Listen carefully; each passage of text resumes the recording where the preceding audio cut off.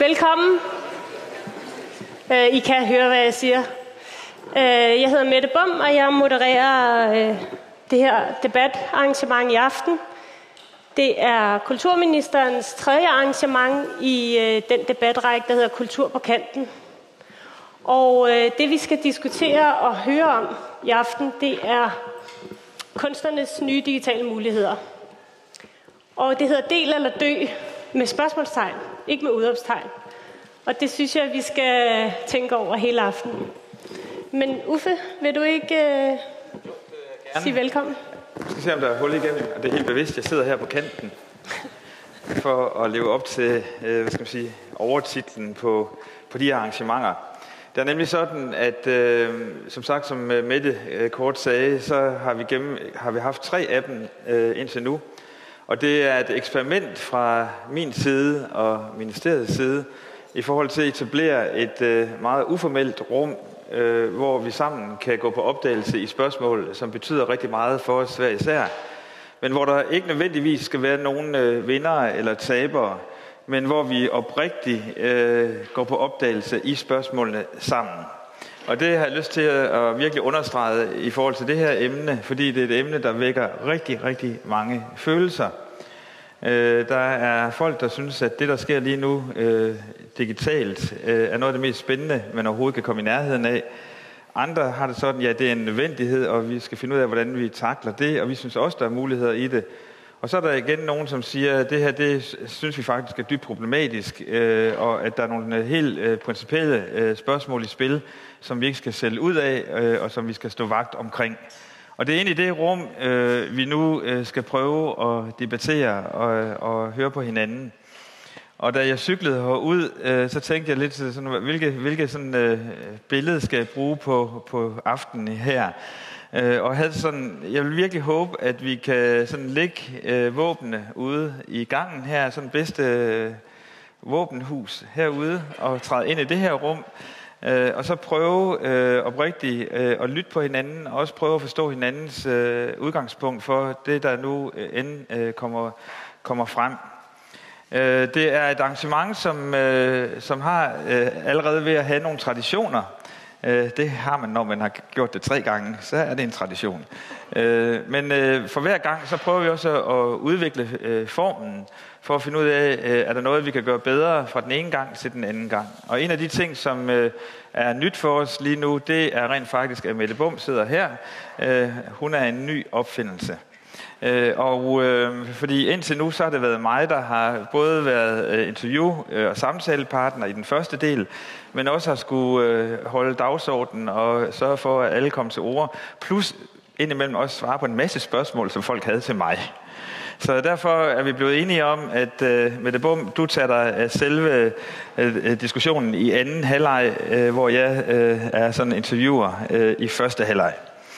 Det er sådan, at til hver gang, så inviterer vi nogle gæster, som jeg er nysgerrig på, hvad deres holdninger er til givet spørgsmål. Og som sagt, i aften, så handler det om digitalisering og kunsten og kulturens møde med nye, både produktionsvilkår og distributionsvilkår. Og hvad er godt og hvad er skidt i det? Hvad er meget inspirerende, men hvad er også problematisk i det? Og det har jeg meget, meget lyst til at stille jer nogle spørgsmål om. Jeg kommer tilbage til jer to lige om et øjeblik. Det tager cirka de første 45 minutter. Så er der et kvarters pause, hvor vi skal høre vores gode musikere endnu en gang. Og det er, nu skal jeg lige se, hvad de hedder.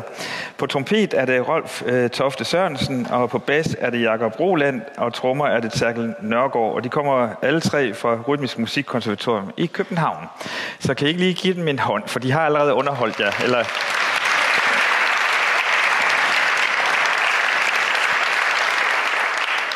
og de kommer som sagt tilbage, og de er her også efter anden halvleg og spiller lidt musik, når anden halvleg er overstået. Inden vi går i gang med anden halvleg, så får vi endnu en gave for det her vidunderlige sted, der hedder FUG. Der er måske nogle af jer, der kender det og har været her tidligere, men måske er der også nogle af jer, der for første gang kommer ind i de her, for mig, rigtig, rigtig dejlige rammer. AFUG er jo et sted, som rummer flere skoler, kreative skoler. Og en af de skoler, som AFUG er kendt for ude i den store omverden, det er deres Nycirkus artistlinje. Og der har de givet os, de er så søde, de giver gaver hver gang, det kan jeg godt lide. Men den her gave i aften, som kommer som indgang til anden halvleg, der skal vi møde 3 artister. Den ene, det er Tukke Frederiksen og Sofie Jasmin, og så er der endda kommet sådan et ekstra krydderi, som hedder Brudtekongen. Jeg har set Brudtekongen en gang, og det er en oplevelse. Så vi får en gave fra AFUG, og som indgang til anden halvleg. Anden halvleg består af en samtale mellem jer og så vores gæster. Så derfor, når vi nu går i gang med første del, så overvej, om det rejser nogle spørgsmål hos jer. Og så skynd jer at få dem skrevet ned, så I kan huske dem, når vi går i gang med anden halvleg. Refleksioner, overvejelser, erfaringer med det her nye digitale landskab, som vi alle sammen skal prøve at kortlægge og tegne et nyt kort af. Jeg har inviteret 2 dejlige mennesker til at starte vores, varme os alle sammen op. Den første, det er Merete Pryds Helle, som er forfatter, og den anden er Thor Martin Jensen. Og nu vil jeg så gå op og sætte mig ved siden af jer.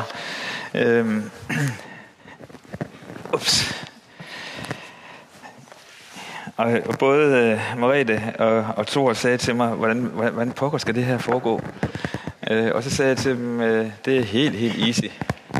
Der sidder nogle dejlige mennesker her, som er så nysgerrige på at høre, hvilke erfaringer I har gjort i det her felt. Og Merete Pryds, du har om nogen været en af pionererne som forfatter i forhold til at udforske mulighederne med at bruge de nye medier. Du har lavet en iPad-roman. Jeg mødte dig før jul ude i DR, hvor vi skulle diskutere din kalender blandt andet, hvor du skulle ind og fortælle om det, og jeg skulle ind og fortælle noget om, hvordan det var gået mig som kulturminister det første halve år. Så vi sad derude og fik morgenkaffe, inden vi skulle ind i P1. Men inden du overhovedet gik i gang med sms-julekalender og iPad-romaner og e-mail-romaner, så har du jo faktisk en lang gloværdig forfatterkarriere, selvom du er en yngre kvinde. Du debuterede i 1990 med en novellesamling, der hed Mod en anden ro. Dit gennembrud var romanen Fiske i livets flod. Den var fra 2000. Du har gået på forfatterskolen. Du skriver under synonymet Liv Mørk. Jeg håber, vi kommer tilbage til den figur. Og du har også modtaget Statens Kunstfonds arbejdslegat, 3-årig arbejdslegat. Så du ved noget om i hvert fald din del af kunstscenen. Og jeg får jo sådan helt umiddelbart lyst til at høre, hvad er det for nogle erfaringer, du har gjort der? Inden du svarer, skal jeg lige sige, at de har en rollefordeling, de her 2. Det ved I ikke, men det har I.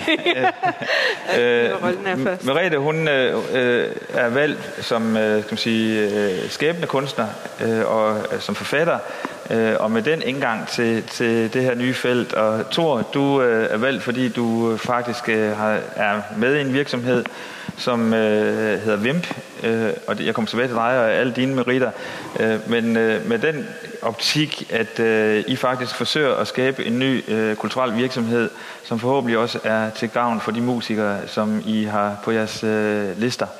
Og det er jeg meget spændt på at høre, hvad du har at sige om det. Men først dig, Merete. Prøv at fortælle lidt om, hvordan det er at være digital forfatter. Ja, det er jo en udfordring. Altså, jeg vil sige, at det første, jeg lavede, var i 1998, hvor jeg lavede et spil sammen med Michael Valeur, eller vi lavede hver vores, der hang sammen. Det var i en tid, hvor man troede, at spilgenren blandet med kunst, med historier, ville blive noget, hvad det jo så sådan måske ikke rigtig blev. Men der satte jeg mig en masse ind i sådan nogle narrative fortællestrukturer i forhold til de nye digitale medier. Og det var ligesom meget stort dengang, og så forsvandt det lidt, fordi, tror jeg, at internettet kom, og dermed online-spil, og en helt anden måde at fortælle på. Og jeg lagde det også lidt på hylden. Og så har jeg så arbejdet med nogle andre medier. Jeg ser hele tiden, hvad der kommer, og hvordan man så kan arbejde med det. Og for mig så er det sådan, at litteraturen er det vigtigste, og jeg er ikke bange for, at litteraturen vil miste noget som helst i de nye digitale medier. Jeg tror på, at de digitale medier altid har brug for indhold. Og vi har brug for at fortælle hinanden historier altid. Det har vi altid haft, og det har vi haft i alle mulige medier, fordi hvis vi ser på sådan noget som bogen, så er den jo også en forholdsvis ny måde at formidle litteratur på. Litteraturen er meget ældre end bogen, og litteraturen vil blive meget ældre, eller vil udvikle sig efter bogen, mener jeg bestemt også. Og jeg har så lavet nogle sms-historier, sms-julekalender, og det har sådan sit eget format, og især de der julekalender, som er sådan de der 24 afsnit, som giver en masse ting til det. Og det har sådan set været en stor succes. Så har jeg så lavet denne her app. Jeg har faktisk lavet 2 apps. Den ene, som er en, jeg selv har lavet, som er udkommet på Politikens Forlag, eller som Liv har lavet, for Liv Mørk har lavet. Og så en anden, som er blevet lavet i Aarhus Kommune, hvor vi er 3 forfattere, der har lavet 3 små fortællinger. Og det var noget, jeg satte i værk, fordi at der er så få forfattere, der arbejder med det her. Og det er selvfølgelig rart at være sådan en frontløber eller noget, men det kan også være lidt kedeligt, det kan have nogen at lege med.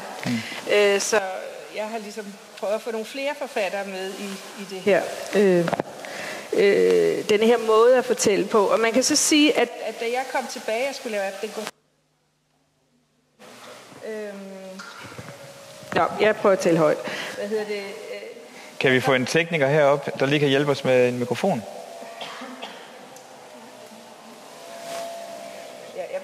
Vi prøver. Ja.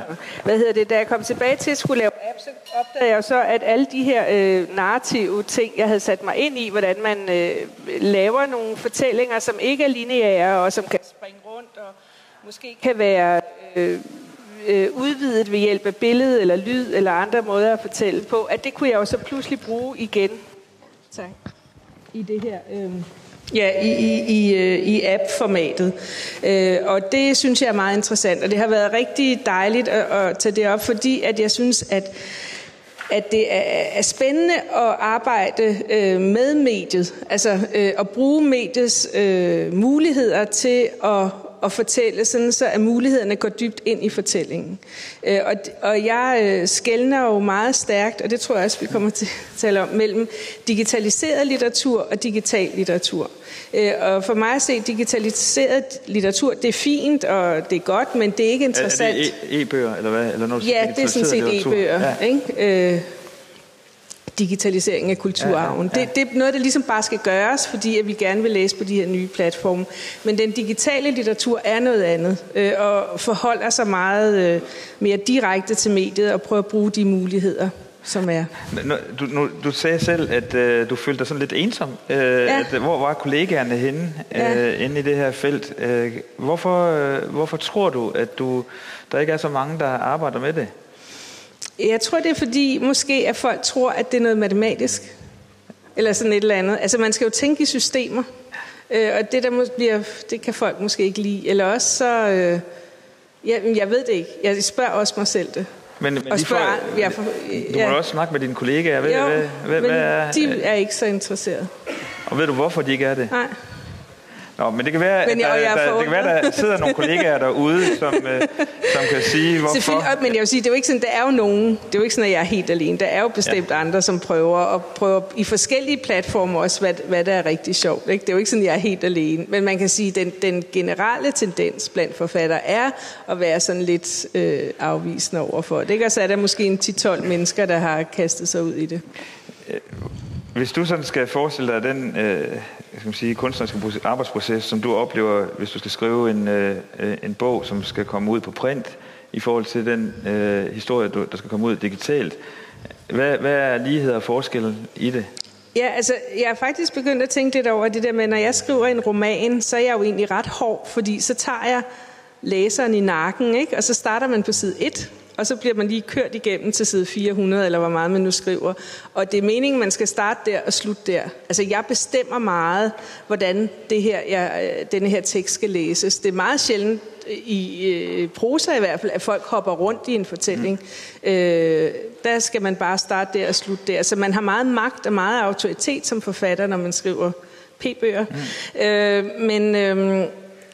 Hvorimod i de digitale medier, i hvert fald når vi kommer over i app eller ting, der foregår på nettet, så kan man jo netop give læseren mulighed for at hoppe rundt. Hvorimod hvis jeg laver de her sms-ting, så er jeg faktisk endnu mere autoritet, fordi at folk kan ikke engang bladre frem. Altså de får først den næste sms dagen efter, ikke? Og det giver jo nogle forskellige muligheder for at spille på fortællingen. Vi havde en diskussion inde i Kulturministeriet her til frokost, hvor Mette og vi sad og snakkede om det her arrangement.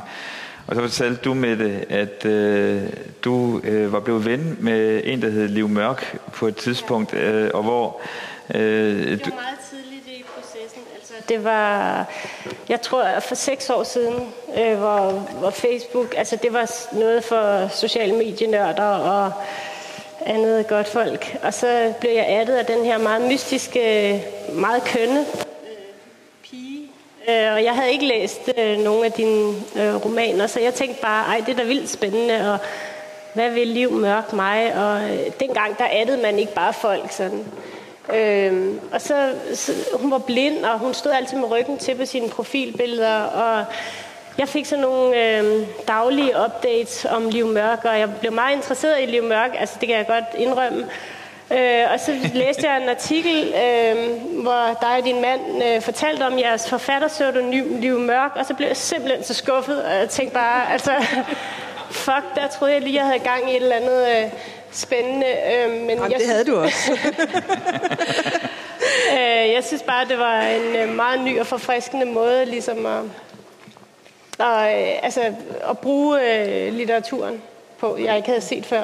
Ja. Det må jo også have givet dig en form. Men jeg synes, hvis jeg så må tage fat i det, fordi det er jo lidt interessant, at du kunne tænke det, ikke? Fordi Liv Mørk, som har den her Facebook-profil, som jeg har, hun omtaler kun sig selv i 3. person. Og det tror jeg gør, at folk ved, det ikke er, at det er en fiktiv person. Men det gør det åbenbart ikke. Og så har hun sådan meget vilde eventyr. Altså, de er meget sådan... Jo, men det har jeg jo også haft. Det har du også. Ja. Men altså, det har været rigtig sjovt at have... Altså, jeg betragter jo også det som en form for litteratur. Altså, lige nu så må jeg indrømme, at jeg ikke gør det så meget, men i 1,5 år, der lavede jeg hendes statusopdateringer hver dag, og hun havde de her lange rejser til Kina, og det gik altid galt, da hun blev lukket inde forskellige steder og skulle komme ud igen. Og når jeg ikke havde haft tid til at lave hende, så blev hun sat i fængsel, hvor hun uden adgang til internettet. Men der har jo været folk, som ikke har vidst, det var hende, og hun har fået mange flere henvendelser, end jeg har. Sådan noget med mænd, der skriver og inviterer hende ud. Sådan nogle får jeg aldrig på min egen profil. Og jeg ved ikke, om hun er 10 år yngre end mig også, og netop står med ryggen til. Jeg ved ikke, om hun sådan er lidt mere interessant. Eller, ja. Men noget af det, som vi så også diskuterede, det er, om hvor meget du bruger tilbagemeldingerne fra dine læsere. For det er jo det, du kan, når du pludselig opererer på sociale medier. Så får du jo også, som du selv siger her, mænd, som er rigtig, rigtig spændt på, hvem Liv Mørk er. Ja. Ligesom som Mette Bum, synes. Hvordan bruger du den der dynamik, som pludselig opstår mellem dig som forfatter og læserne, som mener noget om historien, og som dybest set er med til at være medforfatter? Jamen det brugte jeg meget. Altså det har jeg haft brugt meget, hvor folk skrev kommentarer. Jeg så brugte de næste dags statusopdatering. Og på et eller andet tidspunkt var der en, der altid skrev ind om sin hunde, sin gravhunde, så Liv Mørk rendte rundt med alle de der gravhunde hele tiden. Altså ligesom det har været sådan, det har faktisk været, man kan sige, man taler meget om det her buzzword interaktivitet, som er så svært, og som der faktisk er utrolig lidt af. Men jeg følte egentlig, at de her statusopdateringer var interaktive i den forstand, at jeg hele tiden brugte folks kommentarer og tilbagemeldinger på historien. Men jeg tror nu, at de kommentarer, der har folk altid vidst, hvad det var, der foregik, ikke? Noget af det, som jeg ved, jeg tror, der er flere, der tænker lige nu, ikke? Det er godt, det er et interessant eksperiment, and so what? Altså, den P-bogen, som er et nyt begreb, som du lige har lært mig, altså printbogen, det er den rigtige bog. Og det er rigtig kunst. Og det er rigtig forfatterskab. Ja. Og ikke mindst, så er det rigtige penge. Og noget af det, som jeg i hvert fald sidder nysgerrig på, det er, hvordan... Altså jeg ved, at dit forlag, det er JP Politikken. Og hvordan er kontrakten mellem dig og dit forlag, både når du skriver P-bøger, og når du arbejder på de her platforme? Er det sidste, er det så noget, du gør for sjov? Eller er det faktisk den vej, du gerne vil tjene dine penge fremadrettet? Ja, jamen det er jo et interessant spørgsmål. Jeg vil sige, Mette har også stillet mig et spørgsmål om, hvad min forretningsmodel er, og jeg gik fuldstændig sort. Altså, jeg tjener jo sådan set ikke nogen penge på det her. Men jeg synes, der er en side af det, som er interessant. Du siger, det er det med, om jeg gør det for sjov. Fordi det er ligesom, at vi har fået en opfattelse af, at litteratur må ikke være sjovt. Altså i det øjeblik, det er sjovt, eller man har det sjovt, eller i det øjeblik, forfatteren har det sjovt, så bliver det suspekt. Og det synes jeg egentlig er lidt forkert. Fordi jeg vil gerne have det sjovt, og jeg har det rigtig sjovt med alle de her ting. Og jeg tjener ikke nogen penge på dem. Jeg tjener betydeligt flere penge på de her P-bøger. Der tjener jeg nogle penge. Er det et problem, eller hvad er det? Altså, det er jo noget af det, som givetvis også vil komme op efter pausen. Altså, ja, det er fint nok med alle de her digitale muligheder, men det underminerer kunstnernes mulighed for rent faktisk at have en steady indtægt. Og hvad skal der til for, at du rent faktisk også får økonomi den vej igennem? Ja, men jeg tror, det er sådan, at det her er en overgang.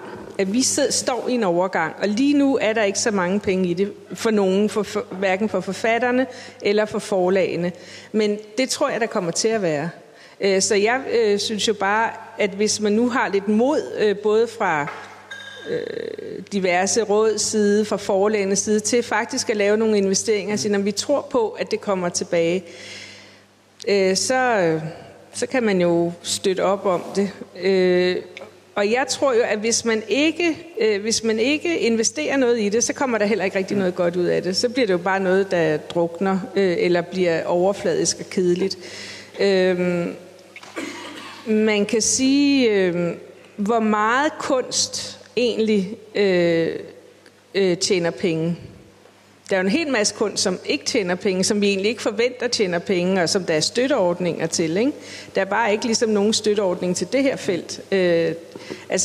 Hvis man ser på Kunstrådets puljer, så hedder det litteratur og billedkunst og musik og sådan noget, og der er ikke noget til digital kunst.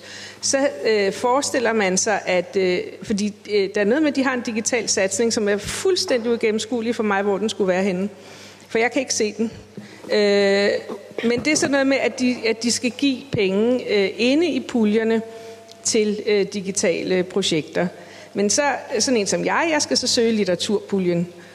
Og litteratur er jo meget billigt. Altså det koster jo ikke noget særligt. Så når jeg kommer med sådan et eller andet projekt med film og lyd og det mest avancerede programmering, man kan få, som koster, og der er et par millioner i det her budget, jamen så forstår de det jo ikke. Altså fordi, at det er et helt andet budget.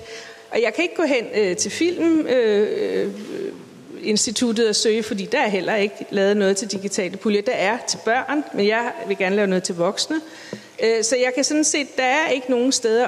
Og de mennesker, som sidder og som bliver valgt ind i de her råd, kan selvfølgelig godt vide noget om det digitale, men der er ikke nogen, der er blevet valgt til det. Altså der er ikke nogen, som har det som kompetence og som viden og sørger for, at der går digitale projekter igennem. Så jeg vil sige, der er virkelig der er sådan en bum, der er gået ned et eller andet sted. Og hvor, nu ved jeg, at du var faktisk formand for Kulturudviklingsfonden, ikke? Som lukkede i 2002, og som jeg tror var med til at støtte det computerspil, vi lavede. Og den savner jeg. Altså jeg savner et eller andet, som ikke er defineret, og som er åbent over for de digitale, og som har nogle mennesker i sig, som ved noget om det, og som også ved, at det koster frygtelig mange penge, og det gør det. Det koster så mange penge. Og jeg vil gerne hilse at sige, at det er ikke forfatterne, der får pengene. Det er programmører og grafikere. Så nogle de er enormt gode til at sige, at jeg skal have så mange penge. Det er vi ikke, også forfattere. Og vi siger det, men det virker aldrig. Der er aldrig nogen, der lytter. Sidste spørgsmål. Tak for det. Og jeg allerede vil sige, blev inspireret.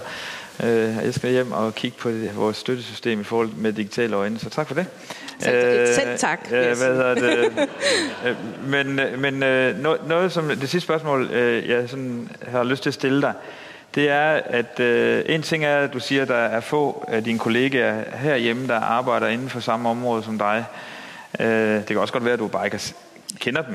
Ja, og jeg vil sige, og nu taler jeg om forfatter, fordi der sidder jo rigtig, rigtig mange mennesker, som er klar til at lave noget, som bare har alle mulige andre kasketter på. Ikke? Men har du noget bud på, eller hvor bliver du inspireret? Er der nogle rollemodeller derude, uden for Danmark, som arbejder med det her felt, som du kan sige, her er en kvinde, eller her er en mandlig forfatter, som jeg synes, hold da op, vedkommende rykker barren? Ja, altså jeg vil sige, det er jo så i virkeligheden så sjældent forfattere, jeg ser, men sådan nogen, som laver noget. Fordi det er jo, altså man kan sige, man laver jo ikke noget alene i det her, og det er jo også derfor, at vi falder uden for alle de her puljer, fordi jeg laver ikke noget alene. Jeg kommer med en gruppe mennesker, der kan alt muligt, ikke? Så det er ligesom sådan nogle grupper, der laver noget, men der er nogle ting rundt omkring, som jeg synes er meget inspirerende, men der er langt imellem dem. Altså det er ikke sådan, at udlandet brager af steder, vi er langt bagefter. Der er langt imellem, men der sker nogle spændende ting rundt omkring. Super. Ja. Tak for dig i første omgang. Så åbner vi op for boks 2. Og det er Thor Martin Jensen. Og Thor, du er jo redaktør på den musiktjeneste, der hedder Vimp. Som jeg selv får lov til at lave sådan en hitliste hos jer en enkelt gang. Det var meget fint. Mine 10 bedste musiknumre. Altså sagt, du er redaktør der. Du er uddannet cand.merc i innovation og business for CBS. Og i det hele taget så har du arbejdet i det her felt rigtig længe, selvom du er en ung mand. Og jeg har også mødt dig i forskellige sammenhænge inde i ministeriet, hvor du har været en af de eksperter, som vi hæver ind, og af gode grunde. Fordi at den første sådan kunstart, som virkelig mødte den digitale mur, hvis man kan bruge det billede, det var musikken. Og der var mange forskellige reaktioner på at spillereglerne ændrede sig. Og man var meget usikker på, hvordan ser virkeligheden ud på den anden side af den her mur, vi nu har mødt.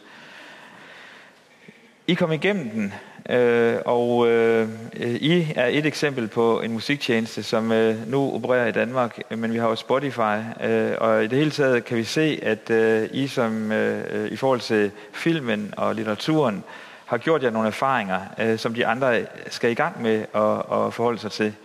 Så jeg er sådan meget nysgerrig på, og der er også, inden jeg så siger spørgsmålet, så vil jeg også sige, at der er jo mange antagelser om det I kan eller ikke kan. Altså er der en reel bæredygtig forretning? Og hvis det er det så kun en god forretning for jer, der sidder og ejer af det? Kommer pengene overhovedet ud i sidste led ud til kunstnerne? Hvad er der egentlig i spil? Og jeg tror, at de antagelser og sådan tvivlsspørgsmål, jeg har, det tror jeg, der er rigtig mange herude i lokalet også har. Jamen, kan man overhovedet få det her til at finde en som sagt, bæredygtig form? Og noget af det, som jeg jo bare må se i øjnene, det er, at tingene går fantastisk hurtigt. Vi mødtes for et halvt år siden og snakkede om, kan det her overhovedet hænge sammen? På det tidspunkt, der talte vi om, at på et eller andet tidspunkt, så måtte filmen jo også komme på banen og arbejde med de her problemstillinger. Og nu ser vi, at vi har Netflix og HBO er på vej ind på det danske marked. Og lige om et øjeblik, så må litteraturen givetvis også ind og prøve kræfter med nogle af de samme problemstillinger. Så I er frontløber i forhold til nogle af de andre kunstarter, der er repræsenteret her i lokalet. Så hvad skete der? Ja, altså jeg tror som du siger, at musikbranchen, de var i den situation, at de gjorde sig nogle af de her erfaringer før måske filmbranchen, som sagt. Og vi er jo så også et sted nu, hvor vi kan tilbyde et mere eller mindre komplet musikkatalog. hvor man kan sige, musikstreaming, det er i en nødskal muligheden og teknologien, der giver dig friktionløs adgang til al musik, hvor som helst, når som helst. Og det gør jo så også, at når du har adgang til al musik, og du kan søge alt fra Pink Floyd til Lady Gaga op på få sekunder, at du ender op i et eller andet, du ender op med så meget valg, at du et eller andet sted bliver paralyseret af det.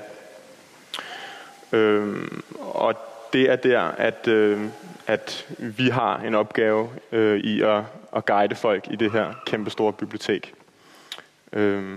Og altså, hos WIMP, man kan sige, vi er så langt fremme, tror jeg, og der snakker jeg ikke heldigt bare i forhold til vores tjeneste, men også nogle af vores konkurrenter, at vi kigger i virkeligheden mere på, hvordan vi kan sætte musikken før teknologien, fordi musikken er gjort tilgængelig igennem teknologien, og hvordan vi så kan arbejde med formidlingen af det her. Så man kan sige, at vores opgave er, at vi har al musik tilgængelig, og vi har distributionen af musikken igennem den her streaming-teknologi. Så det vi arbejder med i WIMP, det er at trække musikken ned i skyen, give den en menneskelig følelse og en nerve igennem en redaktionel og lokaliseret kuratering. Og det gør vi så ved at have lokale musikredaktioner. Og det er mit ansvar. Og det har vi på alle vores 4 markeder per i dag. Vi er i Sverige, Norge, Danmark og Tyskland. Og der har vi musikredaktører, som arbejder lokalt med pladeselskaber, med artister og musikmedier. Og det handler om at skabe nogle musikoplevelser sammen med de her forskellige aktører, som giver mulighed for en unik brugeroplevelse for vores brugere. Kan du prøve at give et indtryk af, hvordan er udviklingen bare inden for det sidste år, set ud fra jeres, derfra hvor I står som virksomhed? Jeg kan give det grund til at stille det her spørgsmål. Det er fordi, jeg har nu oplevet tredje gang at stå over for et teknologihop i mit liv. Første gang, det var da jeg har rigtig mange LP'er. Ja. Så når vi nye plader. Og jeg kan se, på et eller andet tidspunkt, så stoppede jeg med at købe LP'er. Og der er sådan et musikhul på cirka 2 år, fordi jeg vidste godt, at mine plader, de var ved, altså der var kommet et nyt format, som hed CD'er.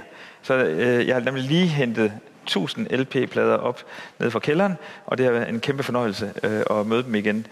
Men jeg kan se, at der er et hul.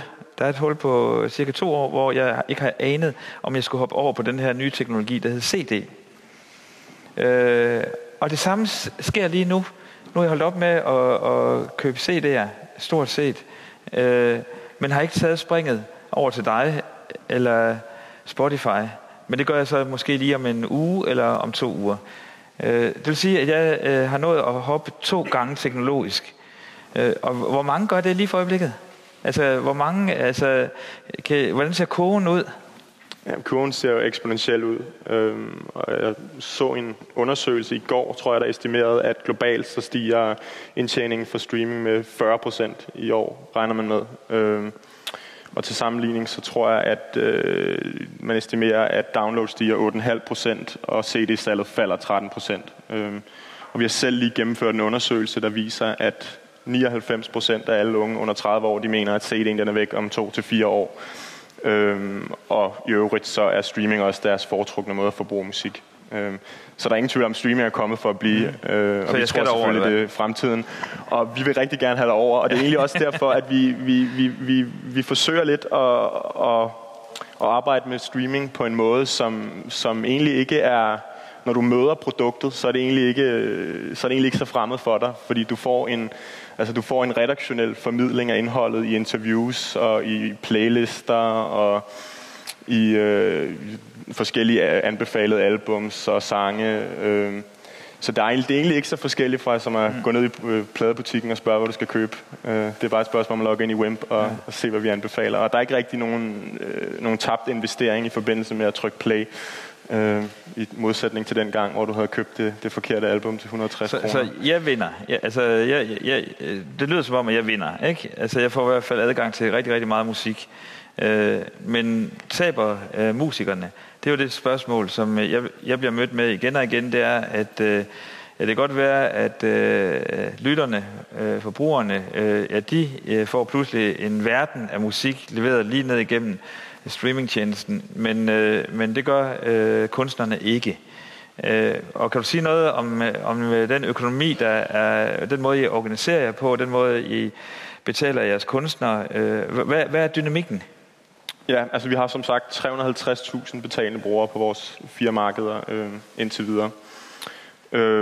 Og det foregår sådan, at man betaler enten 100 kroner, og så har man adgang til alt det her meget musik på sin, hvad man nu har, iPhone og Android-telefon, computer, Mac, PC, digital stereoanlæg. Og så ud af det, der betaler vi mellem 75% og 80% efter moms tilbage til alle de mange tusind pladeselskaber og de rettighedsorganisationer, som vi har en aftale med. Og man kan sige, hvad der sker, hvordan de penge bliver fordelt efterfølgende. Det har vi ikke indsigt i. Vi har ikke indsigt i aftalerne mellem pladeselskaber, rettighedsorganisationer og artist. Så I laver selvfølgelig aftalen med det enkelte forlag eller pladeselskab? Ja. Og I signer ikke op på enkeltkunstnere, som jo også, der er jo flere eksempler på enkeltkunstnere, som der går ud og går helt solo. Ja. Men det de så typisk gør, altså vi har jo mange tusind artister, som kommer udenom et pladeselskab. De går så typisk igennem det, man kalder en digital distributør. Og der er mange store digitale distributører, som sidder på tusindvis af uafhængige pladeselskaber og også tager artister ind udenom pladeselskaber. Så der er sådan set ikke de store barrierer i forhold til at få sin musik på tjenesten. Og man kan sige, når vi betaler mellem 75% og 80% tilbage til pladeselskaber og rettighedsorganisationer, så hvis man har en økonomisk sans, så skal man jo også se, altså, så det er jo en meget, meget lav marginforretning det her, så vi skal op på en stor volumen, før det begynder at give mening for os. Det gør jo så også, at vi stadig taber 2-cifrede millionbeløb, så det er en langsigtet en langsigtet investering i musikmarkedet, vi går efter. Så vi er her ikke for at tjene hurtige penge, vi tjener ikke hurtige penge, vi er her for at løfte det her marked sammen med andre aktører. Så bliver jeg nysgerrig. Hvem er det, der investerer i det? Hvem er så risikovillige, at de tør binde andet med så usikre... Vi er et børsnoteret selskab, som er noteret på børsen i Stockholm, hvor det er tre selskaber, der har aktiemajoriteten, som er et mediehus, der hedder Schibsted, som sidder på, jeg tror, omegnen af 60% af aktierne, og en kapitalfond, der hedder Færd Capital, og en pladebutik fra Norge, der hedder Pladekompaniet, som også sidder på, jeg tror, omkring 5% af aktierne. Super. Til allersidst, hvis du skal dele nogle gode råd med dine kollegaer inden for filmbranchen og litteraturområdet, hvad siger du? Hvad vil du sige til dem? Du har chancen, de sidder hernede nu.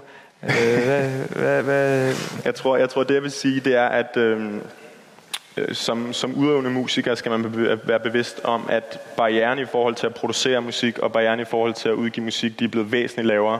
Så strømmen af indhold, som bliver distribueret på nettet på forskellige vis, det stiger og stiger og stiger. Så jeg tror, man skal være meget bevidst om at etablere nogle kanaler, hvad enten det er omkring igennem sociale medier eller tjenester som os, eller Spotify, eller iTunes, eller hvad det måtte være, hvor man kan gå i dialog med sine fans i forhold til alt omkring medskabelse og input i forhold til produktionen. Man deler produktionen af, hvordan man producerer sin musik. Fordi jeg tror, at det man må være bevidst om nu, det er, at magten ligger i højere grad hos artisten, end den tidligere har gjort, og mindre grad hos de sådan gængse institutioner i musikverdenen. Og ens fans er blevet mere end det der passive publikum, som det var tidligere. De er i virkeligheden blevet ens sælgere, som skal skabe en hype og en viralitet omkring ens musik. Men jeg havde så alligevel et spørgsmål mere.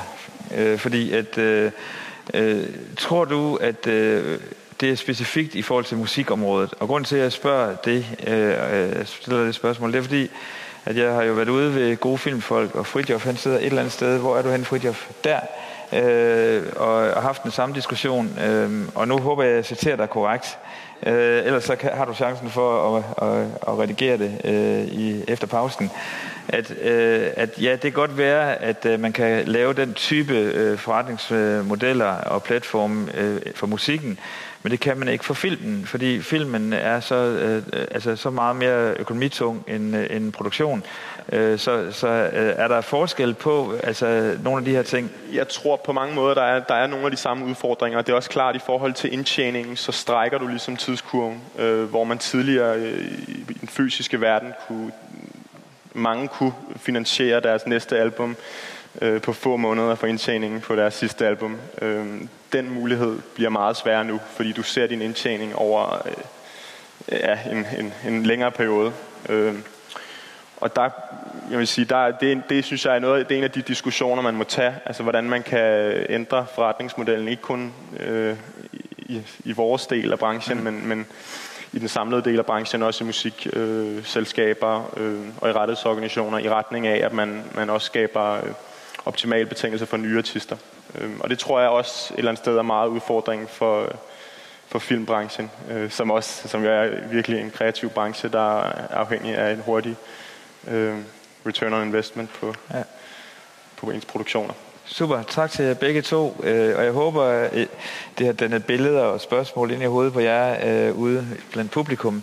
Det er sådan nu, at vi holder en pause på 15 minutter, og så for at få købt øl og vand og hvad der er oppe ved baren, og vi får forhåbentlig også noget dejlig musik, og så ses vi herinde, eller vi starter i hvert fald om 15 minutter.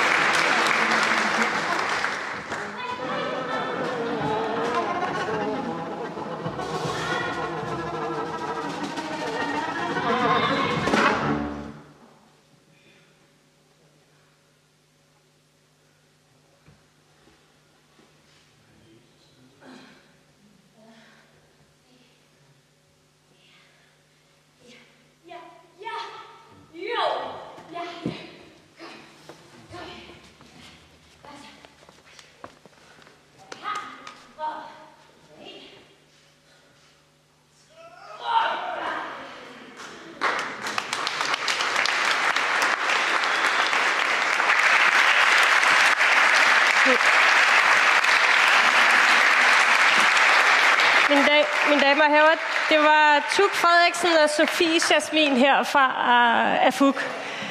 Artisterne blev akkompagneret af vores husorkester, og det var trompet Rolf Tofte Sørensen, bas Jakob Roland og trommer Terkel Nørgaard fra Rytmekons. Giv dem en hånd.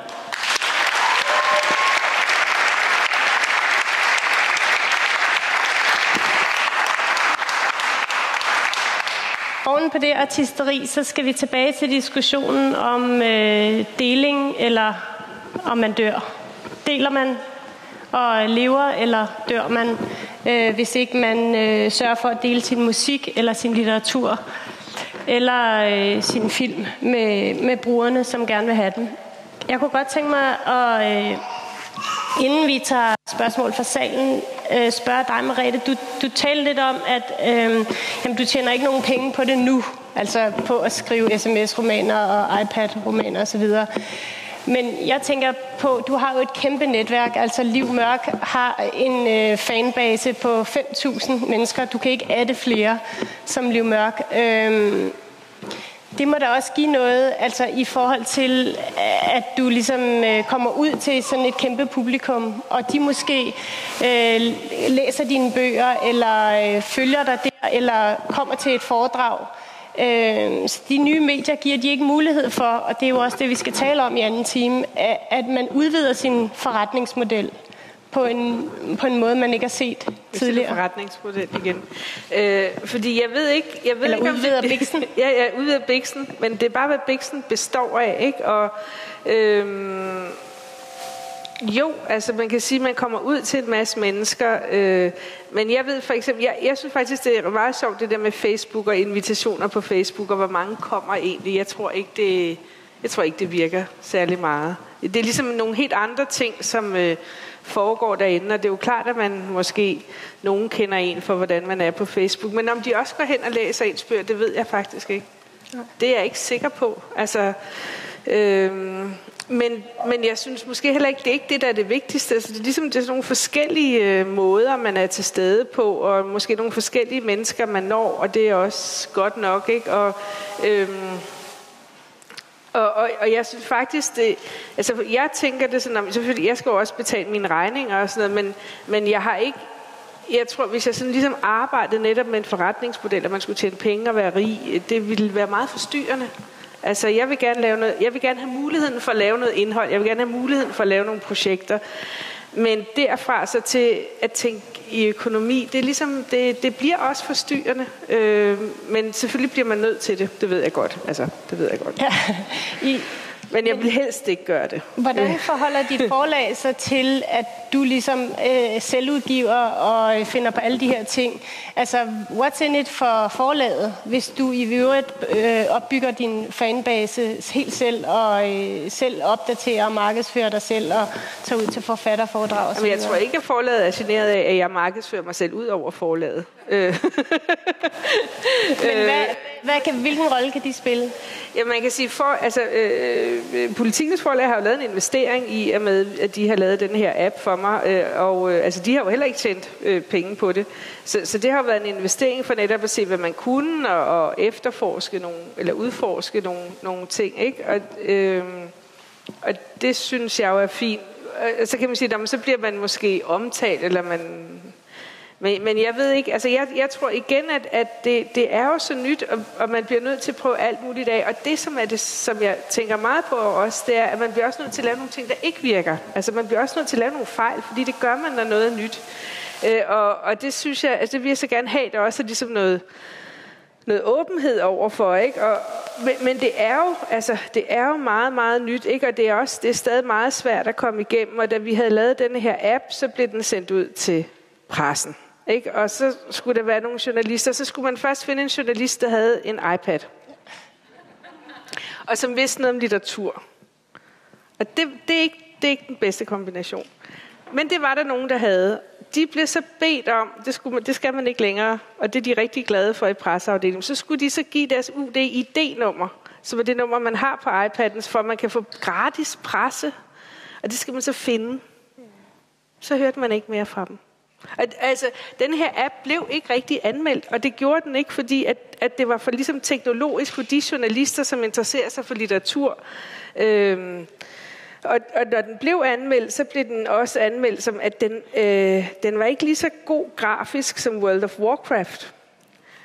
Og jeg har det sådan, hvis jeg havde alle de penge, de har, så kunne jeg godt. Så kunne vi virkelig lave noget rigtig sjovt. Men det er som om, at altså, man kan sige, en ting er, at først så støder man imod den økonomiske mur, men så støder man også imod en eller anden mur med, at som om det er sådan lidt... som om, at litteraturen bliver lidt snavset af at komme her ind i det her teknologiske medie. Det er ikke sådan rigtig fint, og også, jeg siger altid, at jeg har det enormt sjovt, og det tror jeg heller ikke er rigtig fint. Altså, det er ligesom...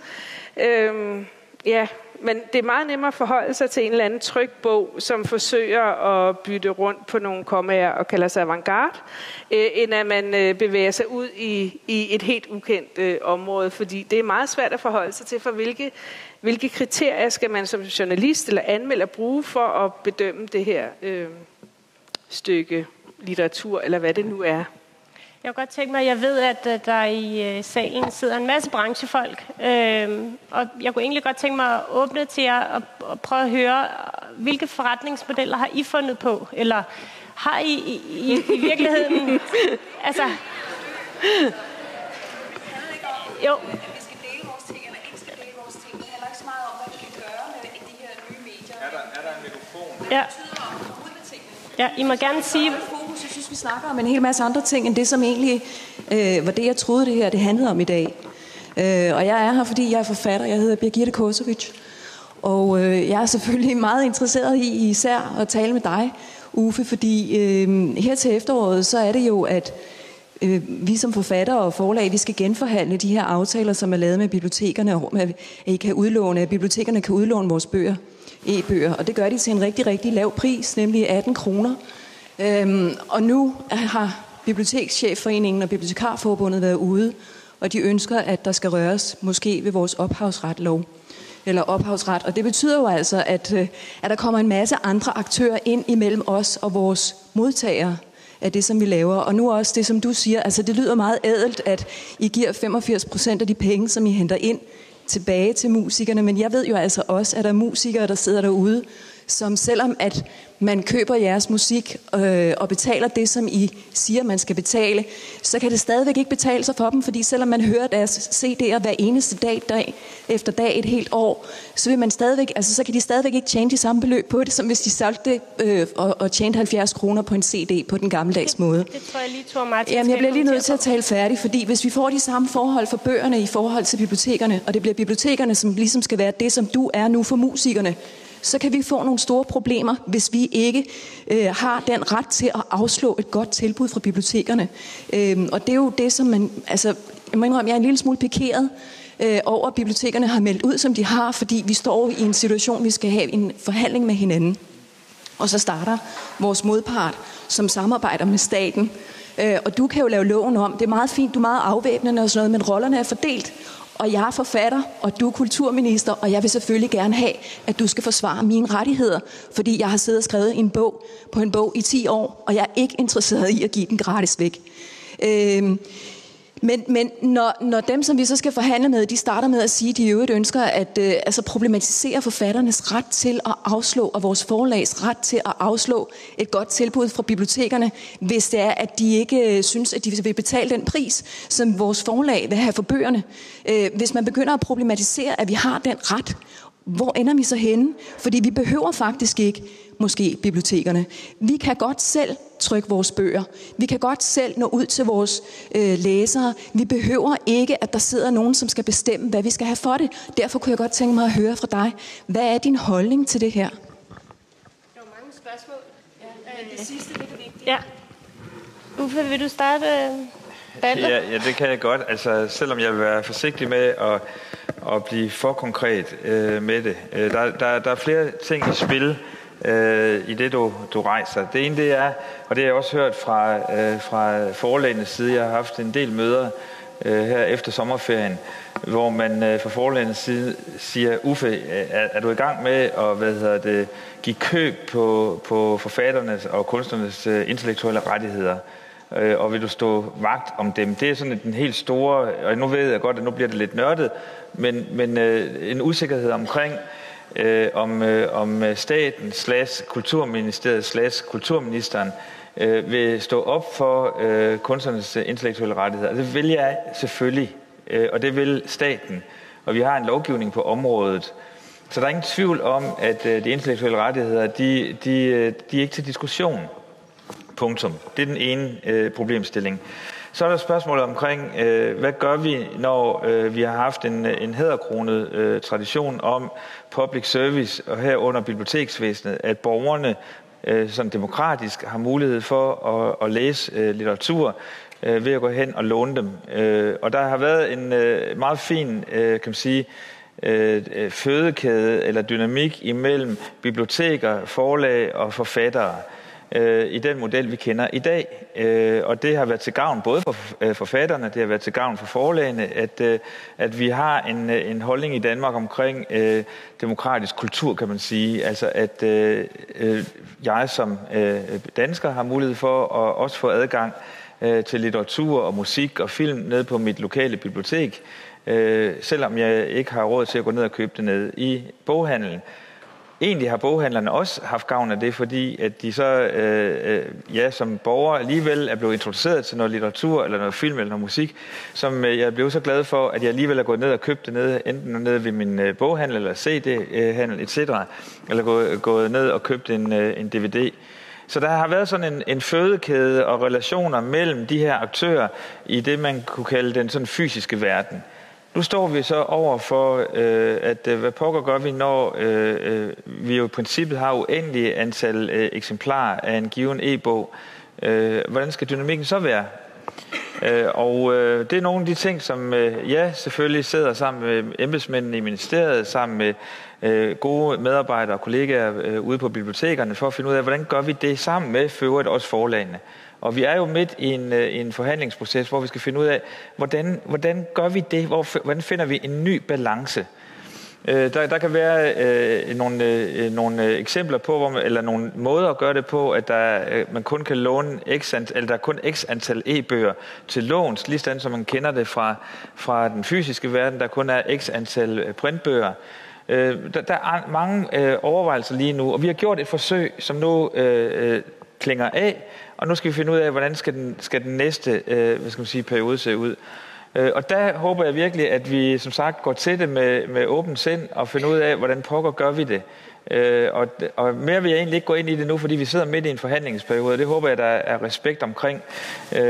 Men som sagt, spørgsmålet omkring, om man står vagt på kunstnernes intellektuelle rettigheder, det er ikke til diskussion, det gør vi. Og der er en lovgivning, der beskytter, og der er en anklagermyndighed, og der er politi, etc. Så det er der ikke tvivl om. Martin, vil du lige have lov til at bare kommentere på det, Birgitte sagde omkring? Det meget gerne. Jeg tror først og fremmest vil sige, at nu siger du, at vi skal have fokus på emnet, som er del eller dø. Jeg siger del, og jeg siger ikke del kun igennem min tjeneste eller konkurrerende tjenester. Vi forsøger ikke at lukke kunstnernes indhold inde i et eller andet tjeneste, hvor det ikke kan komme ud andre steder. De skal sådan set have frihed til at distribuere, hvor det skulle være. Samtidig så er vi i færd med at vende en negativ udvikling i musikbranchen. Streaming er stadig i opstartsfasen i Danmark. Det udgjorde, tror jeg, 13% af musiksalget i Danmark sidste år. Ser man til vores nabolande, Sverige og Norge, så var det i Sverige, tror jeg, 43% af det samlede musiksalg, og i Sverige eller i Norge omkring 30%. Det ser ud til, det tal bliver meget højere i år. Men det kræver også, at vi står sammen som branche og skubber den her udvikling sammen. Vi er åbne omkring, hvad vi udbetaler til artister, eller ikke til artister, til indholdsejerne. Og så må vi løfte den her sammen. Men det er ikke, men for os at se, det er ikke noget om, at vi skal tage ejerskab og slå plat på kunstnerens musik. Det der med, at musikere skal vente meget længere på at få et par kroner for nogle sange. Altså, er det ikke urealistisk at forestille sig, at man i dag kan vente så lang tid på at få en eller anden form for indtjening? Altså, er vi overhovedet gearet til at ligesom lægge hele vores strategi om? Ja, det kommer også til at blive en proces, men jeg tror samtidig, hvis volumen er tilpas stor i musikstreaming, så tror jeg også, at vi kan nå et niveau, hvor der er en stor andel af udøvende musikere, der kan tjene der kommer til at se en fornuftig indkomst fra streaming. Om vi vender tilbage til det eventyr, vi oplevede i 90'erne, det er jeg ikke sikker på, men så har vi til gengæld også nogle artister, der kan finde ud af at tjene penge på mange områder, der ligesom har udviklet deres forretningsmodel, hvis det er det, vi snakker om. Der er et spørgsmål fra salen. Pernille, her i midten. I skal bare markere, hvis I vil spørge om noget. Ja. Jeg ved ikke, om det er så meget et spørgsmål. Mit navn er Pernille Droster, jeg er formand for Bibliotekarforbundet. Og jeg sidder og tænker, at vi sådan allerede nu er gået fra at have en første del af den her chance, som sprudrede af noget kreativitet og en god kontakt op på scenen og gang i den. Og nu er vi allerede endt. Altså, det har simpelthen taget os 5 minutter, og så er vi landet i ophavsret og det ene og det andet. Og jeg kunne virkelig godt tænke mig, at vi ligesom kunne tage den del, der hed dele, og ikke den del, der hed dø. For jeg synes, man måske, som jeg rigtig godt kunne tænke mig, at, som jeg synes, Merete, jeg synes, er noget meget interessant, det var, vi sidder igen og snakker om, hvad det er for nogle parter, vi skal forhandle og sådan noget. Jeg tænker jo tit, hvorfor netop i den her digitale verden, der kunne forfatteren jo lave meget mere co-creation sammen med bibliotekerne. Altså, vi er jo netop alle sammen brancheorganisationer. Vi må også spørge os selv, om bibliotekarer inden for min verden, om bibliotekarer og jurister er de nærmeste til at finde den kreative forretningsmodel. Altså, det er jo også lidt det, hvor meget kreativitet har vi egentlig ind over den måde, vi indretter verden på. Så jeg vil i hvert fald bare gerne opfordre til, at i stedet for, at vi nu lander en diskussion om bøger kontra biblioteker og betaling osv., også snakke om, hvordan man kunne berige hinanden. Hvorfor vi ikke laver mange flere sådan udviklingsprojekter med hinanden? Hvorfor forlagene ikke bruger kommuner, vi ved, som er, hvor der måske godt kunne bruges lidt mere læsning? Hvorfor laver de ikke nogen samarbejder med biblioteker der? For det kan vi digitalt. Det er meget hurtigere for os at sætte det i værk og komme ud over stepperne. Så jeg vil bare opfordre til, at vi kommer lidt over i dele af kreativitetsargumentationen. Og så vil jeg bare lige sige, at jeg har ikke sagt, det har jeg også sagt tidligere, jeg skal ikke citeres for, hvad Bibliotekschefforeningen har sagt omkring tvangslicens. Det har jeg aldrig sagt. David Skjorte. Ja, jeg hedder Olaf Findsløver fra Boghandlerforeningen. Det var dejligt, Uffe, at du ville stå vagt om kunstnernes rettigheder. Men jeg vil faktisk gerne spørge dig, om du også vil bekæmpe en misforståelse, som du lige selv gav udtryk for. Du sagde, at vi har i princippet et uendeligt antal eksemplarer til rådighed. Det er ikke i princippet. Vi har i realiteten et uendeligt antal eksemplarer til rådighed. Men bare fordi, at min nabo ikke låser sin dør, så har jeg ikke lov til at gå ind og bruge hans ting. Og det er det, der er en stor misforståelse om i befolkningen, og muligvis for tit også blandt politikerne, at fordi det er digitalt, så kan man bare dele det op og dele det ud. Hvad er din kommentar til det, Uffe? Ja, nu er jeg selvfølgelig bange for, at vi falder ned i en bestemt spor igen, men bare understrege, at det er en misforståelse. Altså, jeg laver ikke den her med, at fordi at det er uendeligt, så kan vi bare dele ud af det. Der er ingen politikere, der går ind for ulovlig download på nogen måder. Det vil jeg gerne sætte et stort streg under. Og det der, kan man sige, optager også politikere på tværs af partierne i Danmark lige for øjeblikket, det er, og nu ved jeg godt, at nu bliver det lidt nørdet, og jeg falder selv ned i den nu. Jeg kan mærke det. Jeg falder selv ned i den. Men så gør jeg det i 5 minutter, så gør jeg det ikke mere.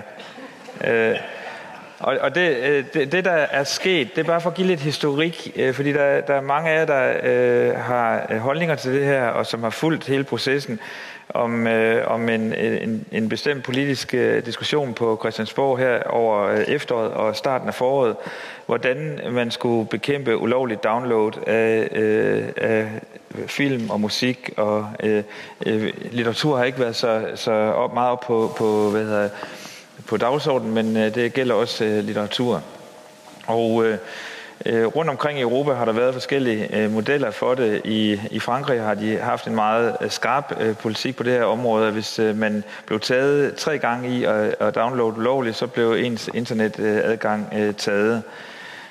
I Danmark var der diskussioner omkring noget, der hed brevmodellen, hvor man skulle sende breve hjem til folk, hvor der var antagelser om, at folk downloadede ulovligt. Den der meget, som skal vi sige, den form for at takle problemstilling omkring ulovlig download, den er vi ved at gå bort fra, og jeg siger vi. Det er ikke bare i Danmark. Vi valgte ikke at gå yderligere ned af den vej, der handlede om det, der så i den politiske verden hed brevmodellen. Man valgte at sige, at vi fokuserer på, på den ene side, og støtte alt, hvad vi kan omkring, legale tjenester, fordi at netop som vi også har hørt heroppe fra, hvis danskerne, forbrugerne, har mulighed for at få adgang til legale tjenester let og billigt, så vil de faktisk hellere det, end at gå ind på en ulovlig tjeneste, der har adresse i Moskva, etc. Så det er den ene del, det der med at understøtte legale tjenester. Det andet, det var så sammen med rettighedsorganisationerne og de andre aktører, prøvede både på bedre informationskampagner og finde bedre måder og juridisk og følge op på de tjenester, som er ulovlige. Og jeg skal ikke gøre det for nørdet, men man er gået fra en mere, kan man sige, hård politik til en mere blød politik. Og det Danmark gennemførte det, regeringen gennemførte det her i foråret. Nogle få uger senere, så meldte kommissionen ud, at de også ændrede strategi. Og så sent som for et par uger siden, så har den nye franske regering valgt også at bløde op og finde ud af, at vi bliver nødt til at gribe det her på en anden måde. Og hvorfor? Fordi at de unge, de har en anden måde at agere på, og de har et andet kulturmønster. Og vi bliver nødt til at møde de unge, der er derude, der gør, og ældre for den sags skyld også, og finde ud af, hvordan griber vi den virkelighed, som er her nu. Fordi i sidste ende, så vinder de unge, fordi vi andre dør.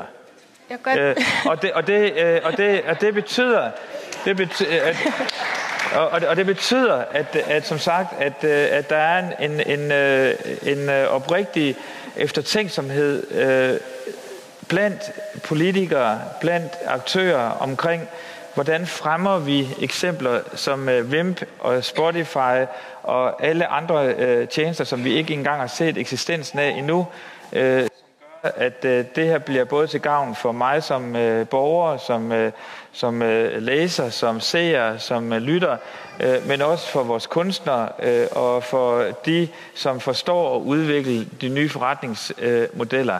Og jeg håber selvfølgelig, og det ved jeg, fordi jeg har jo snakket med flere af forlagene, at de arbejder hver eneste dag på at udvikle nye forretningsmodeller på det her område.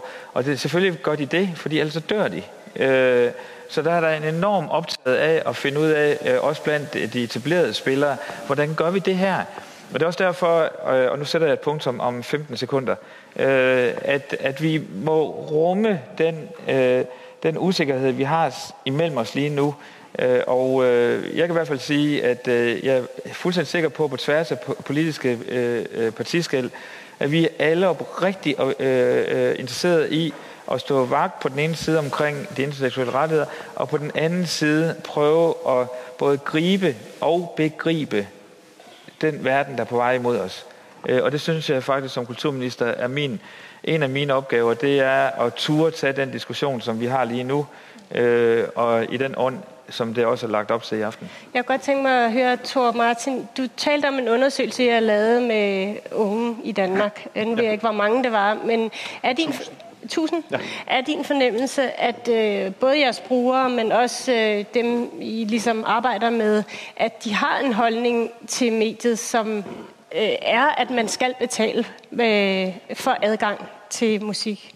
Altså jeg tror, lidt i tråd med det Uffe snakkede om, altså vi forsøger at møde forbrugeren der, hvor vi mener forbrugeren er.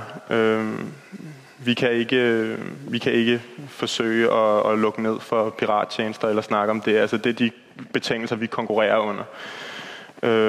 Og jeg tror, vi oplever, at folk er klar til at betale for den merværdi, det giver at have adgang til al den her musik, frem for at betale for det fysiske format. Ja.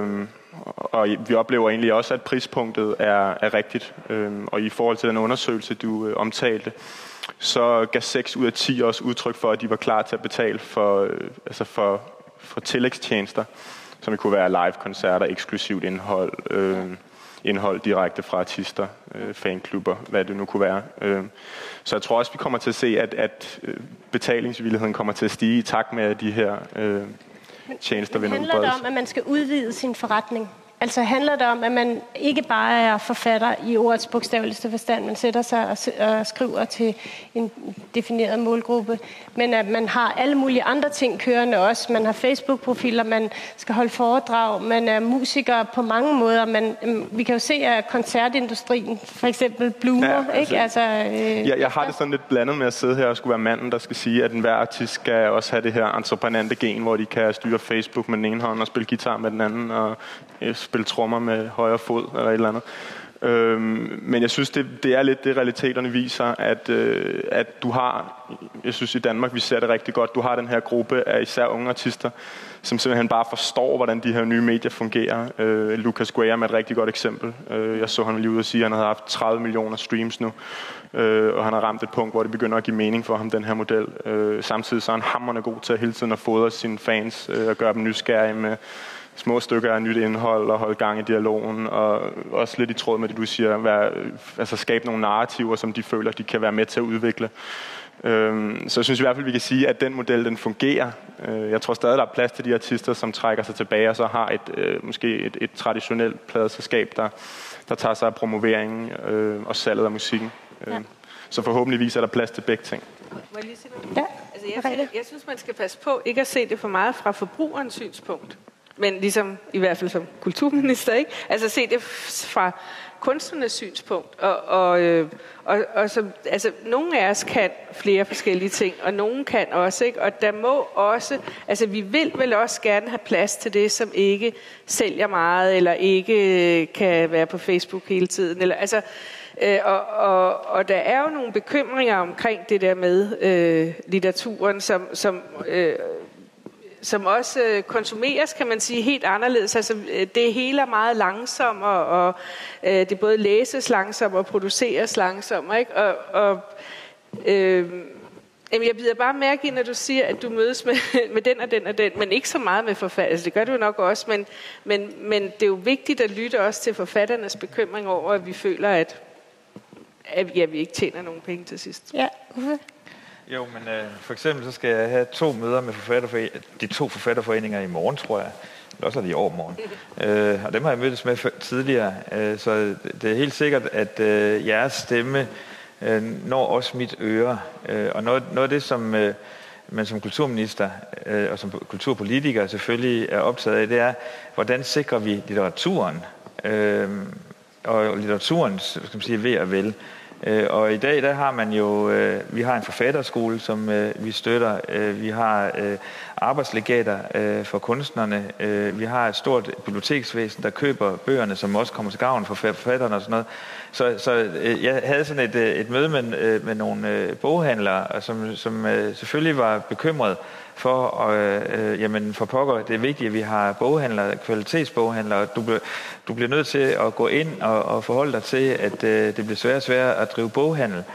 Og jeg elsker boghandler. Altså, jeg elsker min lokale boghandel på Frederiksberg. Der er 2 gode, og der er ingen tvivl om, at jeg elsker min boghandel. Men spørgsmålet er, og jeg håber ikke, at jeg starter en kæmpe debat nu, men spørgsmålet er det min opgave at lægge hånden under en privat virksomhed som en boghandel?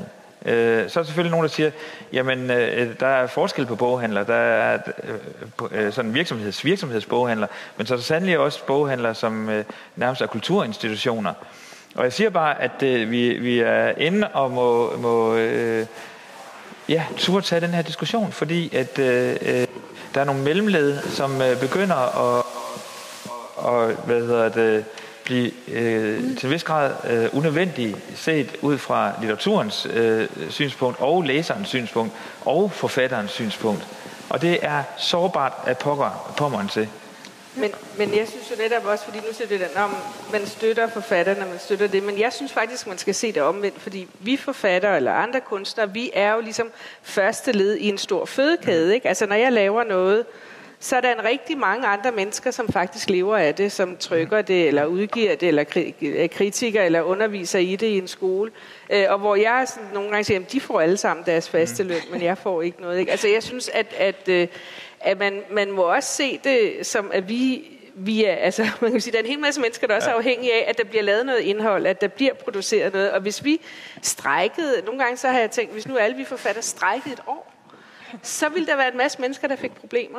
Og jeg kunne faktisk godt tænke mig det nogle gange. Selvfølgelig kunne jeg ikke det, men altså sådan rent hypotetisk, ikke? Fordi så vil man se, at det er jo ikke sådan, at staten giver os en gave, så vi kan få lov til at betale vores husleje, men at det er faktisk sådan, at forfattere og andre kunstnere sætter gang i en helt lang produktionskæde af folk, der arbejder.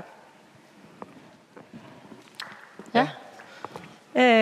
Jeg tænker lidt på, jeg troede, at når man skriver som forfatter, at man også gør det, fordi man ikke kan lade være. Det har jeg i hvert fald hørt rigtig meget om. Så hvor stiller det der med at få alle forfattere til at strække? Jamen, det kan man jo heller ikke, vel? Nej, det er bare hypotetisk. Altså, men det er fordi ligesom det er som om, at vi skal være så taknemmelige. Og jeg er faktisk rigtig træt af, at når jeg får bibliotekspenge, så skal det stå i Politikken, hvor meget jeg får. Det står ikke, hvad du får i løn i Politikken. Altså, det gør der ikke. Og det er lidt irriterende, fordi jeg synes, jeg har arbejdet hårdt for den. Og ligesom... selvfølgelig kan man ikke lade være med at skrive, og det er jo også derfor, vi gør det til så latterligt få penge. Og der er en enorm glæde ved det. Altså, og jeg vil ikke klage, for jeg synes faktisk, det er fantastisk, at det lykkes mig at have det arbejde, jeg allerhelst vil have. Men jeg vil bare ikke have, at man så skal sidde og nærmest være taknemmelig. Nej. Fordi hvad vil I gøre? De fleste her, uden os, faktisk. Hvad vil I gøre uden forfatterne? Eller kun de andre kunstnere, ikke? Finde en anden branche. Jeg har et spørgsmål nede fra... Jeg ser meget dårligt heroppe fra. Jeg hedder Chris Alban Hansen. Jeg skriver en blog om digitalisering og tendenser inden for det. Og nogle af de tendenser, der har været, var piratkopiering af især musik og film, som nu begynder at dale, fordi der dukker nye tjenester op. Og der er ovenikøbet danske undersøgelser, der viser, at det forholder sig sådan, at når der kommer nye tjenester til, som for eksempel Spotify og Wimp, så begynder de unge mennesker især at droppe den ulovlige kopiering, og i stedet for at gå ind og betale for at bruge de her tjenester. Og det er jo noget, som... Hurra for det. Undskyld. Ja, hurra for det. Ja, det må man sige, ikke? Men der er jo så også samtidig nogle problemer med at skulle lave nye tjenester. Især Spotify, jeg ved ikke med Wimp, men Spotify var i hvert fald en offentlig sag, at de havde meget svært ved at komme ind på det danske marked på grund af det her med rettigheder. Og det hele vil altid falde tilbage til rettigheder, eller på snak om rettigheder. Der synes jeg, man skal kigge på, at der er to former for rettigheder. Der er de kreative rettigheder, som i virkeligheden handler om, at forfatteren skal have sit navn på tingene. Man må ikke bare gøre med det, som man har lyst til, selve værket. Men der er jo så også distributionsrettighederne. Og det er jo i virkeligheden der, at blokeringen er. Vi hører det også nu kommer Netflix og HBO ind på det danske marked snart. Og der er allerede snakker om, at vi får nogle skrabede udgaver i forhold til USA.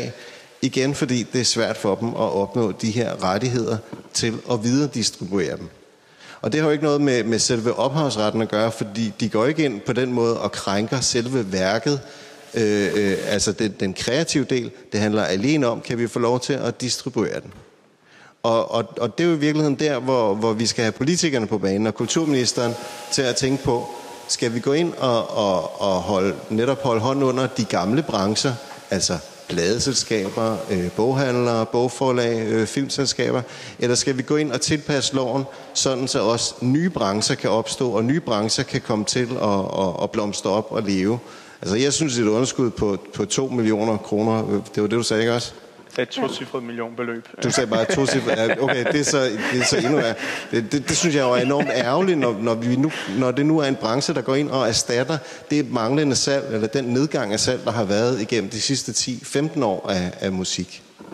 Så det der, jeg synes, at politikerne bør gå ind og tænke, kan vi justere loven sådan, så at det er de nye brancher, det er der pengene ligger, så de ligesom får en chance, så de ikke skal ligge og slås med filmselskaber, pladeselskaber og lignende. Og man kan jo så også spørge, hvad skal vi overhovedet med det distributionsled, der har været tidligere? Her tidligere i år, der udgav LOC et album. Det gjorde han uden pladeselskab, direkte via TDC Play. Jeg vil gætte på, at han formentlig har tjent flere penge, end han ville ellers have gjort via pladeselskabet. Men det er ren spekulation. Men det siger noget om, at han sagtens, man som musiker i hvert fald sagtens kan komme ud til sit publikum ved at bruge de her tjenester, og at tjenesterne selvfølgelig også går ind og bakker op om de musikere, som de nu synes, de vil bakke op om. Og så behøver man jo slet ikke de her led, som mere og mere virker forældet, når man tænker på, hvad det er for en adfærd, forbrugerne har, især på nettet, omkring altså forbrug af kulturprodukter. Tak for den kommentar. Thor, du havde lige en markering lige før. Jamen, det var nu egentlig til det, vi snakkede om før, hvilket var, som jeg ser det, noget helt andet. Okay. Du havde ikke et spørgsmål, vel?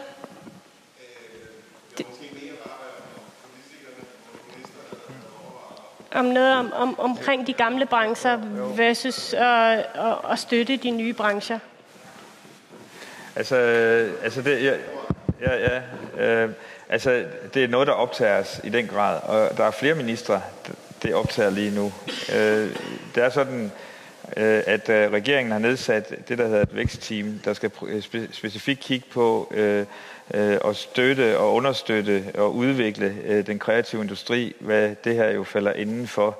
Og der kommer et udspil i løbet af efteråret, og det er den samme diskussion, der kører på EU-niveau. Nu har vi jo lige haft formandskabet her i foråret, så jeg har da haft det rimelig tæt inde på livet. Og der er netop blevet besluttet et helt nyt EU-program, der hedder Kreative Europa-programmet.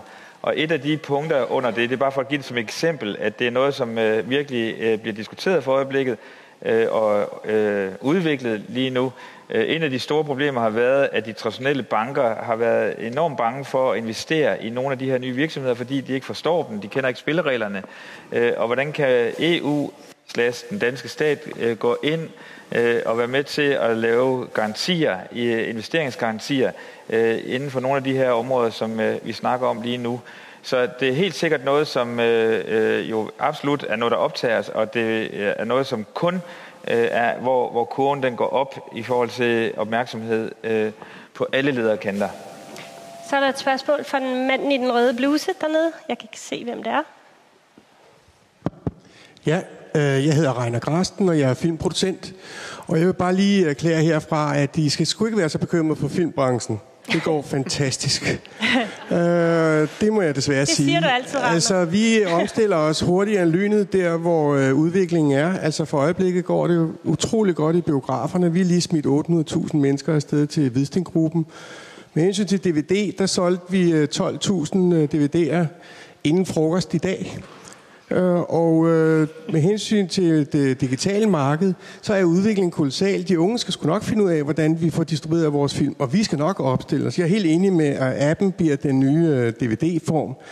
Så jeg synes, altså jeg undrer mig over, at der ikke var tudekiks deroppe ved baren, ikke? Fordi jeg har et problem med, at vi kun snakker om, hvor farligt det her er. Det er jo fantastisk, og vi skal nok klare det. Jeg får nakket Spotify og Netflix hurtigere end lynet, fordi jeg har produktet. Altså, I bliver jo nødt til at betale kassen for at tiltrække det store produkt, for ellers er der ingen, der gider at abonnere på jeres lort. Er det ikke rigtigt?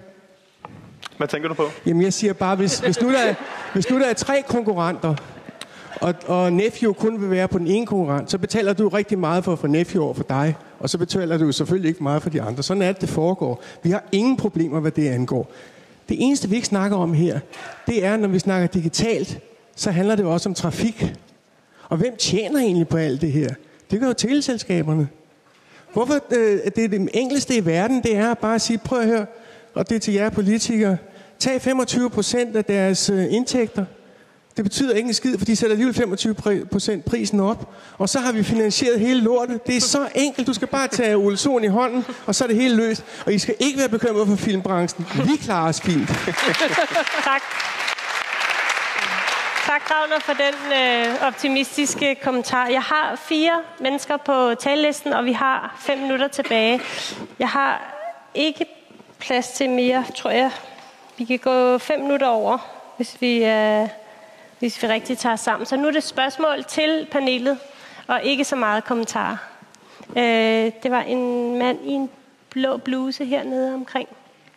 Ja. Ja, men hvis det skal være et spørgsmål, så først, jeg hedder Rasmus Rix. Jeg er Ph.D.-studerende på Rytmisk Musikkonservatorium, hvor jeg forsker i musikers muligheder i det digitale medielandskab. Og jeg havde nogle opfordringer, men jeg vil gerne vente til et spørgsmål, hvis det skal være et spørgsmål.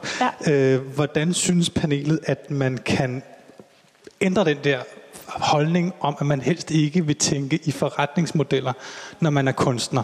Eller i hvert fald hjælpe kunstnere til at sørge for, at der bliver taget hånd om det, fordi sådan som jeg ser det, så er den udvikling, der er i det digitale medielandskab, der ligger bolden meget tættere på den enkelte kunstner. Og det er klart, at der er nogle kunstnere, der bare intuitivt kan det der med at tænke nogle idéer, som genererer forretning, og så er der andre, der ikke er så gode til det. Hvordan kan man skabe nogle gode vilkår for det her, og så undgå at bruge de der forkædrede ord som forretningsmodel, branding og hvad det nu ellers måtte være? De virker jo andre steder, så Merete, hvordan vil du lave en forretningsmodel? Jeg må jo tage et kursus i det. Jeg ved det ikke. Det er simpelthen... jeg har aldrig skænket det en tanke. Nej, men I har jo diskussioner med forlaget om man skal have 15%, eller hvor meget man skal have. Det er jo en diskussion. Jeg har på et tidspunkt haft en agent til at hjælpe mig med at lave kontrakter, så det er jo sådan set. Men det var først, så skulle jeg ikke tænke på det. Men er det ikke forkælet? Og ligesom sige, det er over mig at sætte mig ind i, hvordan jeg selv skal overleve. Jo. Men jeg vil så sige, så kan jeg nogle andre ting, ikke? Fordi... heldigvis. Jeg tror, der er flere mennesker, der er gode til at tænke i forretningsmodeller, end der er, der kan skrive bøger. Eller sådan virker det til. Der går flere på CBS end på forfatterskolen, ikke? Men nej. Okay. Men kan det traditionelle forlag så, som, kan de så ikke være behjælpelige med at tænke i de her? Det er jeg sikker på, at de gerne vil. Men jeg synes, skal man være god til det? Jamen, det kan godt være. Måske er det frygteligt forkælet. Men det er jo Ja, jeg vil bare lige tage Peter Svare, fordi du er faktisk også på listen, og du har lige skrevet en bog om netop det, vi taler om, og man skal... forfattere skal... det var ikke et artistforsøg. Forfattere skal også tænke i nye digitale strategier for deres arbejde. Det er rigtigt. Ja, det er jo egentlig ikke lige præcis det, jeg vil spørge om, men jeg har egentlig to egenskaber. På den ene side kommer jeg fra den her digitale verden, hvor vi mener, at man skal dele alt eller dø, og på den anden side, som du siger, så har jeg også lige skrevet en god gammeldags papirbog, så jeg er sådan lidt i to lejre, så derfor vil jeg egentlig heller ikke kommentere den der skyttegravskrig der. Men til gengæld stille det her spørgsmål, som starter med en anekdote, som startede i sidste uge, eller rettere sagt måske for et par måneder siden, hvor jeg købte min første Kindle. Og jeg har nu læst cirka 3 gange så mange bøger, som jeg plejer at gøre, fordi det simpelthen er så nemt på den her Kindle. Alt sammen på engelsk selvfølgelig, fordi det er Kindles bøger. Men så i sidste uge, så besluttede jeg mig for, at jeg vil godt købe en dansk bog. Og så brugte jeg meget lang tid på at finde ud af, hvordan kunne man få den dansk bog ind i en Kindle. Og det kunne man så. Så gik jeg så ud og prøvede at finde den billigste bog. Det tog noget tid, og det var meget svært at finde ud af, hvad format de her bøger var i, om den overhovedet kunne læses på min Kindle. Men så fandt jeg så Handelsvidenskabelig Boghandel i Aarhus, som havde den billigste bog. Der bestilte jeg mig så min bog, og de sagde, ja tak for dine penge, du får din bog. Det gjorde jeg så ikke. Så skrev jeg til dem og sagde, jeg har ikke fået min bog. De svarede ikke. Så ringede jeg til dem og sagde, vi vender lige tilbage. Det gjorde de så ikke. I begyndelsen af denne her uge, i går var det så, der ringede jeg så til dem igen og sagde, ja, det er så mig. Vi stiller dig lige videre. Goddag. Ja, vi stiller dig lige videre. Og så, kunne jeg så høre den sige, ja, det er ham med e-bogen. Det er ham med e-bogen. Det er meget tydeligt, de ikke solgte så mange e-bøger der, ikke? Og så sagde de, vi vender tilbage. Det gjorde de så ikke. Og så skrev jeg så en mail til dem i dag og sagde, forget about it, nu prøver så at købe den her bog et andet sted. Og også gør jeg så det, jeg plejer at gøre, bliver ved med at læse bøger på engelsk. Så spørgsmålet er egentlig, hvorfor pokker, og det er spørgsmål til kulturministeren, til Wimp, måske til branchen også, hvorfor pokker er vi så dårlige til det her i Danmark? Hvis jeg vil læse en bog, så går jeg på Amazon. Hvis jeg vil se en film, så går jeg på Headweb, som er en svensk tjeneste, og nu kommer Netflix til Danmark, så kommer jeg til at se min film der. Hvis jeg vil høre musik, så går jeg på Spotify, det er en svensk tjeneste, hvis jeg vil høre, eller Wimp, som er en norsk-svensk tjeneste. De eneste, der laver noget fedt i Danmark, det er fandme bibliotekerne, altså. Altså hver gang der er et eller andet fedt på den digitale i forhold til indhold, så er det bibliotekerne i Danmark, der laver det. Hvorfor er vi så dårlige til forretningsmodellerne i Danmark? Ja, men altså for eksempel så kunne du være gået ind på Booksnap og have købt alt til din Kindle. Du har valgt at have en Kindle, der er knyttet til Amazon. Hvis du nu havde haft en iPad, der var knyttet til Apple, så kunne du gå ind i iBooks, hvor der ligger rigtig mange danske bøger. Jeg kender alle de der argumenter, men faktum er, at Kindle er den fedeste standard. Men du kan bare gå over på Booksnap og finde det hele. Altså, der er ligesom, det er jo ligesom Wimble. Altså, der er jo folk, der udbyder den tjeneste til dig. Sandt nok. Og der er ingen tvivl om, at jeg lavede en masse fejl, fordi det var første gang, jeg prøvede at købe. Jeg skulle være gået på Booksnap, jeg skulle have gjort en masse. Jeg lavede en masse fejl, men det er jo egentlig ikke det, mit spørgsmål handlede om. Mit spørgsmål er, hvorfor er det hver gang, der er noget, der er fedt, så er det lavet i USA, England, Sverige, Norge og alle mulige andre steder end Danmark. Hvorfor er det, vi er så dårlige til det her i Danmark? Uffe, du havde en kommentar. Jo, men jeg vil hellere returnere den til branchefolkene. Men det var egentlig bare en kommentar til dig, der sagde, så kan du bare gå ind på den og den tjeneste.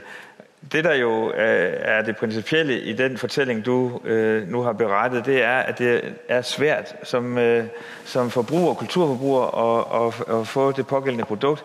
Og hvis man skal ringe til 4 gange for at få det, man egentlig har betalt for, så giver man jo op. Og det er jo lige nøjagtigt derfor, at det går godt for nogle af de nye legale tjenester, fordi det er enkelt, og det er forholdsvis billigt, og derfor vil folk faktisk gerne komme over på det. Hvis de har haft den oplevelse, som du beretter, jamen så går man jo selvfølgelig derhen, hvor man ellers kan få bogen, eller filmen, eller musikken. Jeg ved jo, at der er forlagsfolk, der sidder her i lokalet, og som sidder og arbejder med det uafbrudt. Så jeg synes, det kunne være rigtig rart. Jeg ved godt, at tiden løber, men hvis vi bare kunne give en af jer en chance for at fortælle, hvordan er det, I laver forretningsudvikling inden for de gode, gamle, etablerede virksomheder? Der er en person her. Lige, du får mikrofonen bag dig. Hej, Cliff Hansen fra Lindhardt og Ringhof. Og dermed jo forelægger, og bare lige et par indspark på e-bogs tilgængelighed. E-bøger er, vi som forlag arbejder for, at e-bøger er tilgængelige alle steder. Det er vores interesse. Vi sørger for, at bøger bliver udgivet, også digitalt. Hvis det skal give mening, skal det kunne sælges. Derfor opsøger vi alle, som har lyst til at sælge vores bøger, e-bøger. Og der er jo masser af steder, hvor du kan købe e-bøger, og hvor det er ret friktionsfrit. Så har du Kindle. Det er rigtigt, de har lavet et sindssygt lækkert system. De har en skala, som er lykkes at få en dynamik i, som jeg ved, man arbejder i Danmark på at lave en parallel til. Saxo arbejder fantastisk med at prøve at skabe et system, som virker. Skalaen er anderledes, og der er nogle udfordringer i det, men det kommer der selvfølgelig godt det. Forlagene, det er bare vigtigt at sige, forlagene, vi arbejder, hvor vi kan, for at komme ud med det, som vi laver for vores forfatter, sådan så det er tilgængeligt, så vi kan sælge det. Det er sådan set udgangspunktet. Så synes jeg bare, en kommentar, som jeg havde før til hele den her diskussion om, hvordan er det, at vi skal have alle forfattere til at sidde og udvikle forretningsmodeller? Men det skal vi da ikke. Altså, det skal da meget gerne være sådan, at en forfatter kommer på et forlag, som hjælper med at udvikle forretningsmodeller, og sørge for, at Merete eller andre forfattere ikke skal sidde og tænke over, hvordan kommer jeg på den ene eller den anden, tredje, fjerde eller femte tjeneste, men at det er forlagene, der hjælper med der. Hvis forlagene ikke kan det, som jeg hørte en side sige her foran, jamen det kan forlagene jo ikke finde ud af, jamen så er forlagene, der er fejlet, så er der jo noget galt der. Altså det skulle vi da meget gerne kunne. Så der er en rolle at spille? Afgjort. Også for de gamle brancher? Men det er jo... Ja, vi er gået over tid. Mini svar.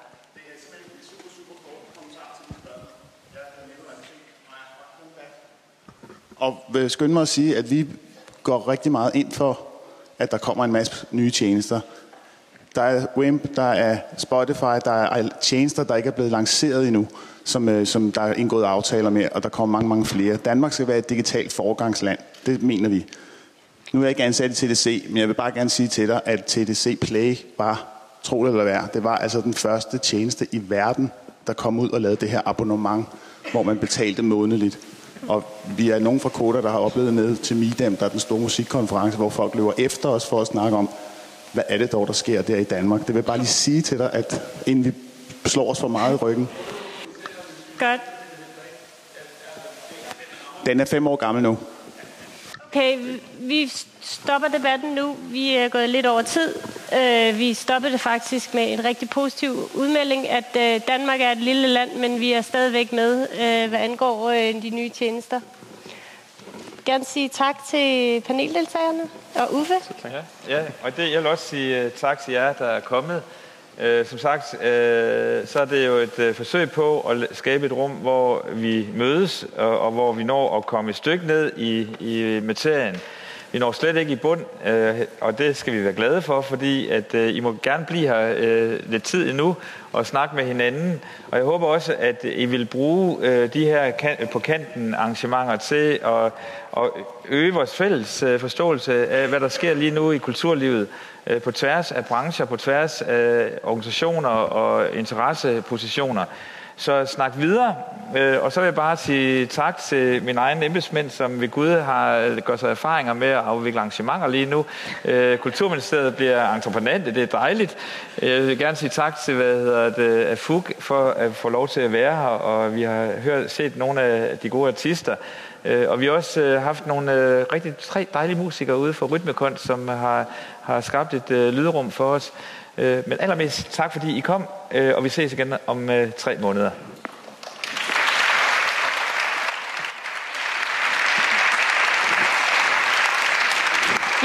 Vi har lige en gave til paneldeltagerne. Det er faktisk Peter Svares bog. Så Merete, du kan lære at lægge en forretningsstrategi. Du har lagt en, som virker. Og der er også lidt vin til at skylle det hele ned med. Tak fordi I kom.